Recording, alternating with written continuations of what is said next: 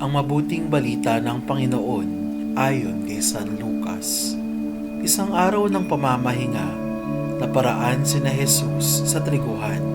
Ang kanyang mga alagad ay nangitil ng uhay at kanilang kinain ang mga butil matapos ligisin sa kanilang mga kamay. Bakit ninyo ginagawa sa araw ng pamamahinga ang ipinagbabawal ng kautusan? Tanong ng ilang Pariseo. Sinagot sila ni Jesus, hindi ba ninyo nabasa ang ginawa ni David nang magutom siya at ang kanyang mga kasama? Pumasok siya sa bahay ng Panginoon, kumuha ng tinapay na handog sa Diyos at kumain ito. Binigyan pa niya ang kanyang mga kasama, bagamat ayon sa kautusan, ang mga saserdote lamang ang may karapatang kumain yun. At sinabi pa niya sa kanila, ang araw ng pamamahinga ay nasa ilalim ng kapangyarihan ng anak ng tao. Ang mabuting balita ng Panginoon. Pinupuri ka namin, Panginoong Hesukristo. Hindi ba ninyo nabasa ang ginawa ni David nang magutom siya at ang kanyang mga kasama? Sino ba si David na binanggit ni Jesus sa Ebanghelyo? Siya ang pumatay kay Goliath.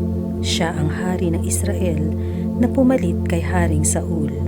Nang pumunta si David at ang kanyang mga kasamahan sa isang bayan sa Nob, hindi kalayuan sa Jerusalem, nagutom siya at ang kanyang mga tauhan sa paglalakbay na umiiwas kay Haring Saul na tumutugis sa kanya. Bakit tinugis ni Haring Saul si David?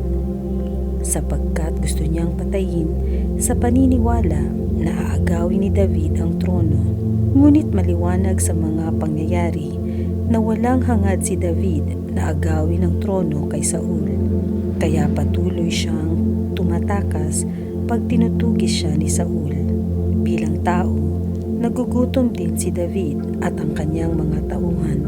Kaya, nang dumating siya sa isang bayan na kaalyado niya, humingi siya ng tinapay sa paring si Ahimelech.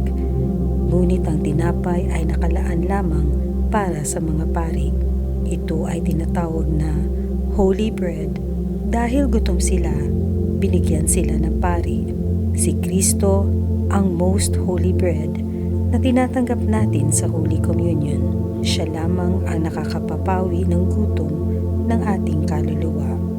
Ano ba ang nakakabusog sa iyo maliban sa mga material na pagkain?